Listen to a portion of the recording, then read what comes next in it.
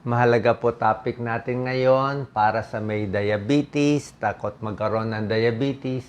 Malaki ang koneksyon ng diabetes at kidney disease. Okay? Pag merong diabetes, may tsansa, actually medyo mga 33% sa kanila magkakaroon ng kidney disease. At dahil dito, pagkaraan ng 10 years, 15 years, gusto natin maagapan. Okay, may connection yan. Tawag dyan diabetic kidney or medical term diabetic nephropathy. So, ito yung normal na kidneys natin pag walang diabetes. Okay?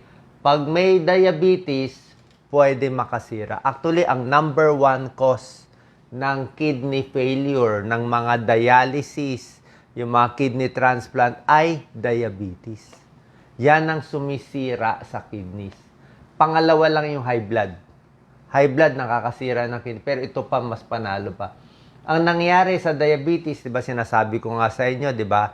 Yung ihi, may protina, masyado mabula.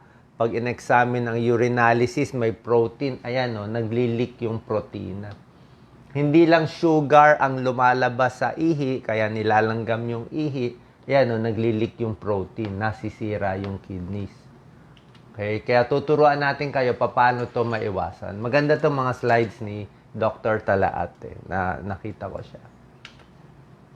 So, ang nangyayari dito, pag may diabetes, lalo na pag hindi kontrolado, kaya hindi dapat babaliwalain, no? In 10 to 15 years, kaya nagka-diabetes ka edad 40, pagdating ng mga 50 years old to 55 years old, 1/3, isa sa tatlo, masisira ang kidneys. Okay? Ayaw natin mapasali tayo dun sa isa sa tatlo, 33%. Mas gusto natin mapasali doon sa 66%, dalawa sa tatlo na hindi masisira ang kidneys. Yan, no? 1 in 3 people na may type 2 diabetes, masisira ang kidneys. Diabetes ang pinaka number 1 tagasira ng kidneys. Kaya nagki-kidney failure. Ito yung mas nakakatakot sa mga may diabetes type 1 o type 2. Sa type 1 diabetes, yung diabetes nung bata pa sila, may diabetes sila. 21% kaya namamatay ay dahil sa diabetes. Yun ang nagsisira. Okay?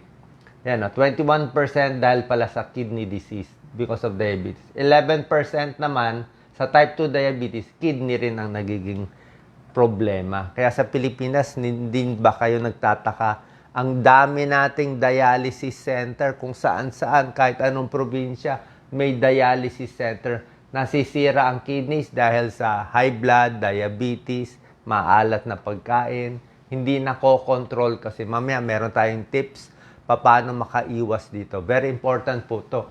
Dati ang may diabetes parang 4% lang eh. Eh ngayon, sa dami ng matatamis na kinakain, na donuts, soft drinks, iced tea, chichirya, halos 10% na may diabetes ngayon. Lalong dadami ang masisira ang kidneys. Yung mga diabetes na may kidney disease, ano yung nagiging cause of death? Siyempre, merong kidney failure, nag-dialysis. Pwede rin sila ma-stroke, ma-heart attack, ma-heart failure, and sudden cardiac death. Sa pag-aaral po to. Kaya dapat i-control ang blood sugar. Mamaya ituturo ko sa inyo, meron mga 7 numbers na dapat pasado lahat ng may diabetes para makaiwas tayo dito. So, ang normal blood sugar, ito, ayan ang normal. Gusto natin mababa eh. Mababa ang normal kasi 100 and below milligrams per DL, 5.6. Pero pag diabetic na kasi, mataas na, lampas na 126, lampas na 6.5. Kaya pag may diabetes, gusto natin, wag lalampas dito. Kung mapapababa, maganda rin naman. Pero pag basta wag ka lampas na 126 o 6.5 yung A1C. A1C, ito yung blood test na pinapakita yung blood sugar mo for the past 3 months. So, mas accurate to. Hemoglobin A1C, blood test din yan, tsaka fasting blood sugar. So, ito po yung mga inaaral namin bilang internist at cardiologist. Ano mga senyales na may sira na ang kidneys dahil sa diabetes? So, kung may diabetes kayo, ano signs na yung kidney na apektuhan? So, pag in-examine yung ihi, may protina. Ayan, no? Frothy urine. Para siyang iced tea. Yung pag-ihi, maraming bula. Hindi lang yung konting bula. Mabulang mabula na hindi nawawala yung bula. Pag in-examine mo yung ihi, may protein, may albumin makikita. Yung blood sugar, blood pressure, nagloloko din. Biglang tumataas ang blood pressure. Pag medyo stage 3, stage 4 kidney disease, tumataas na yung blood pressure. Nagmamanas, pwede rin yan, nasisira na kidney. Yung ihi, nagkakaproblema sa ihi, madalas o humihina ihi. Yung mata. Pag yung diabetes sumisira na sa mata, yung ugat sa mata nasisira, malamang yung ugat din sa kidneys nasisira, sabay yun. Pati ugat sa puso. Kasi nga, yan nga problema sa diabetes eh. Hindi nga siya bukol, hindi nga siya cancer, pero salbahe siya, sinisira niya.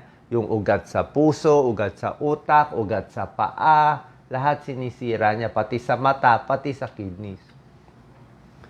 Usually, nagsusuka, pag mataas na yung creatinine, nagmamanas, ihi ng ihi sa gabi, blood pressure, tumataas, ito nga, 200 blood pressure. Ito pa ang pinakaayaw natin. Anemia, anemic. Okay? Pag diabetes lang, hindi ka dapat anemic. Diba? Diabetes, hindi dapat babagsak ang hemoglobin mo. Pero pag ang diabetes sumira sa kidneys, ang kidneys gumagawa ng erythropoietin. Siya gumagawa ng isang hormone na pampataas ng dugo. So, pag nasira ang kidneys, kaya yung mga nagda-dialysis, may kidney failure, lahat sila anemic. Lahat sila nag-i-inject ng erythropoietin. Marami nasasalinan pa ng dugo. So, pag nagiging anemic na, ibig sabihin, malaki na sira ng kidneys, hindi na gumagana. Yan, weakness. Ano ang mga risk factor? Siyempre, dagdag risk, mas may edad. Mas matanda, matagal na may diabetes. Okay? Lalaki, mas tinatamaan kaysa babae. Pero pwede rin, both sides. Sigarilyo, malaking dagdag pinsala. May diabetes na, naninigarilyo na, hindi talaga po pwede. Mas masisira ang kidneys.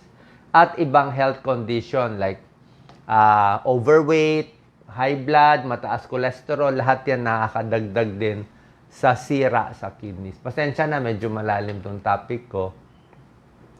Paano malalaman na may sira ng kidneys? Papacheck ang urinalysis. Pag laging may protina, ibig sabihin, nag-uumpisa na ang sira sa kidneys. Ito ang stages ng sira sa kidneys. Stage 1, 2, 3, 4, 5. Stage 5, kidney failure, dialysis na. Stage 1, may sira ng kidneys pero umpisa pa lang. Usually, yung mga high blood, dito nga lalabas sa mga stage 3. Tsaka bago masira, usually mga 10 years. Pag wala pang 10 years yung diabetes, usually hindi pa masisira kidneys mo. Pero pag 10 years, 15 years, tapos hindi controlled ang blood sugar mo, pwede masira. Pero hindi lahat nasisira. Tulad na sinabi ko, 33% lang ang nasisira. 66% nakakalusot. At hindi nasisira ang kidneys. Pero sa Pilipinas, tingin ko mas mataas pa sa 33%. Bukod dito, after 10 years diabetes, isa ding problema, impotence. Hindi na tumitigas yung ari ng lalaki. Isa ring problem. Ito yung chart kung gaano katagal yung diabetes. 5 years, 10 years, 20 years, 25 years. Itong pula ang pagbagsak ng kidneys. Paghina ng kidney function. So, una, maayos. After 5-10 years, pasira na pasira. After 25 years, masisira ng kidney function hanggang dialysis na dito sa dulo. Yan yung mga stages. Ito. Dito na tayo sa solusyon. Ayaw na natin yung bad news. Gusto natin good news. So, ang good news dito, pwede mabawasan ang komplikasyon ng diabetes by 21%. Benefit yan, ha?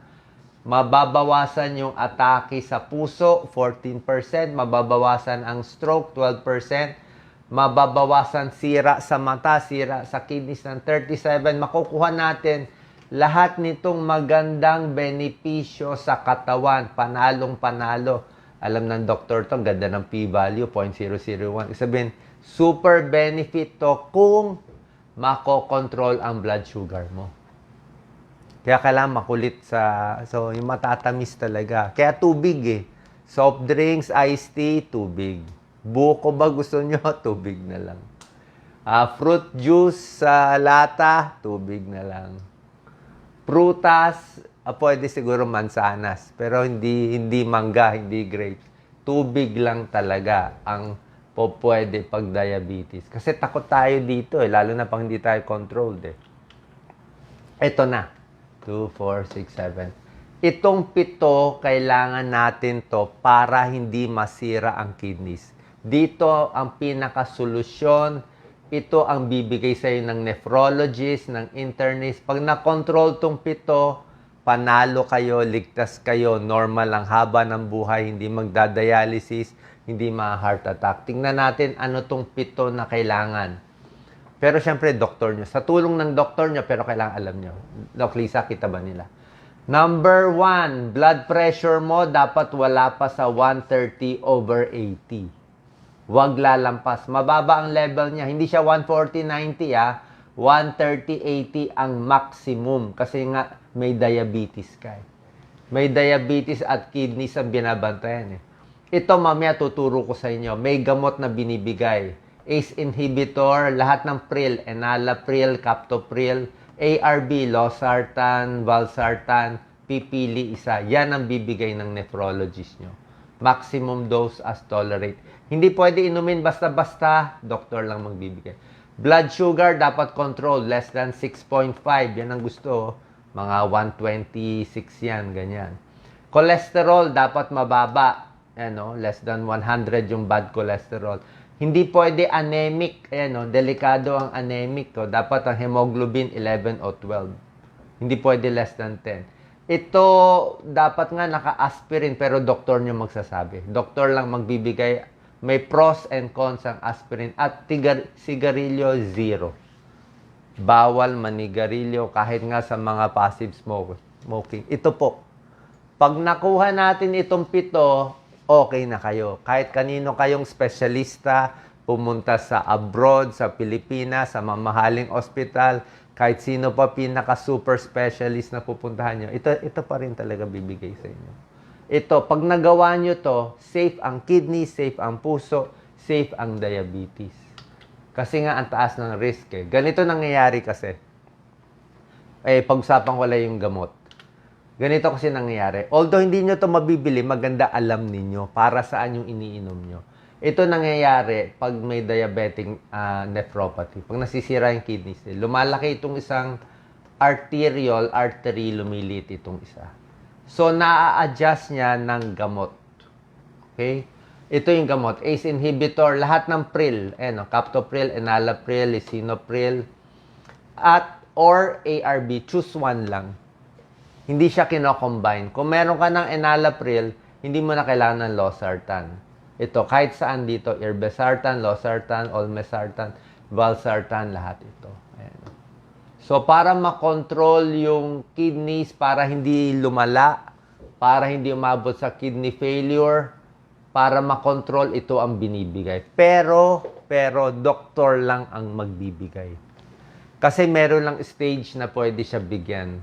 Pag umpisa pa lang na hindi pa ganun kataas ang creatinine, pwede pa siya. Pero kung malala na, magdadialysis na, hindi na po pwede rin to. Parang sa umpisa lang siya po pwede. Kasi nakakataas din ng potassium later on. Pag nasira kasi, naiiba na. Okay? So, pag umiinom kayo nito, babalik tayo. So, kung meron kayong kidney disease dahil sa diabetes o anuman cause, wala tayong choice. Babalik tayo sa nephrologist ninyo every 3 to 4 months. Walang takas. Yun, walang libre, walang mura. Kasi, hindi natin masyo-shortcut eh. Kasi kung magpapakita kayo every year, ay baka pagbalik, dialysis na. Baka pagbalik, creatinine mataas na. Mahirap eh. Okay? 7 ways to prevent kidney disease. Blood sugar dapat controlled. Blood pressure. Stop smoking. Alcohol. Ayan, pati medicines ninyo. Sa tubig, depende nga. Siyempre sa umpisa, dapat maraming tubig. Protina, depende. Di ba sinabi ko nga sa inyo, pag medyo end stage na, binabawasan na yung protina. Yung potassium, chinecheck din kasi. Pag malala na kasi yung kidney disease, hindi na rin pwede ang potassium. Ayaw natin kasi umabot sa ganito. Di ba? Pag end stage na, malala na, papunta na sa dialysis.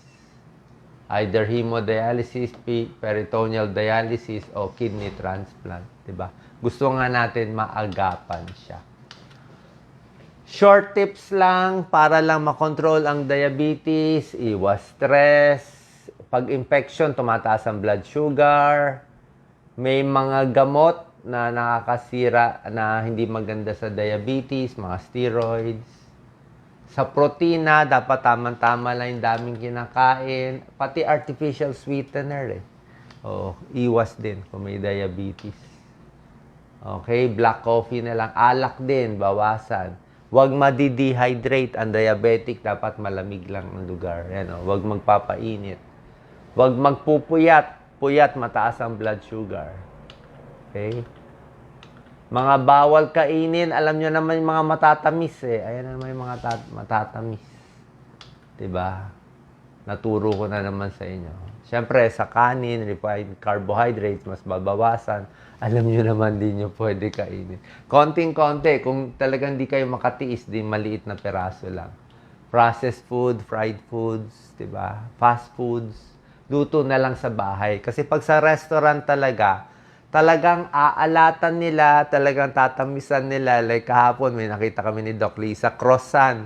Croissant nga, sobra na nga oily, sobra na buttery. Pinatungan pa ng maraming cream or croissant, pinatungan ng chocolate, pinatungan na ng lahat. Masarap, maalat, masama, ayan, pati alak. Saan pa nakatulong itong tips natin? Diabetic kidney disease. So, kung meron kayong diabetes, balik tayo sa inyong doktor. At sabi ko nga, babantayan itong 7 factors na talagang kailangan kontrolado para humaba ang inyong buhay. Salamat po.